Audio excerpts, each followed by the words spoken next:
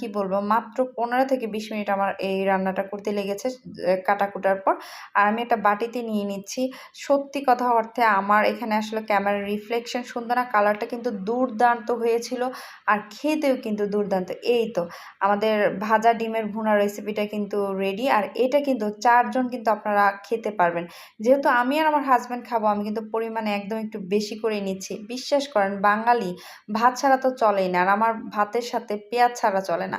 আমি প্রথমে বাইট নিব যে কেমন হয়েছে। সত্যিকার অর্থে আমি যদি বলি, ভয়েসটা আমি পরে দিচ্ছি, আমার এখন আবার বানিয়ে খেতে ইচ্ছা করছে। এত বেশি মজা, এত বেশি ঝাল, গুঁড়া দুধের একটা এক্সট্রা ফ্লেভার। আপনারা বাসায় অবশ্যই রেসিপিটা ট্রাই করবেন। ট্রাই করে কেমন হলো অবশ্যই কমেন্ট করে জানাবেন। আর আপুকে ধন্যবাদ, এক্সপিরিয়েন্স উইথ পিয়া আপুকে, যে এত সুন্দর রেসিপিটা শেয়ার করার জন্য। ইজিভাবে আমরা বানিয়ে আমাদের আজকে রাতে ডিনারটা হয়ে গেল। সবাই ভালো থাকবেন, সুস্থ থাকবেন। আসসালামু আলাইকুম।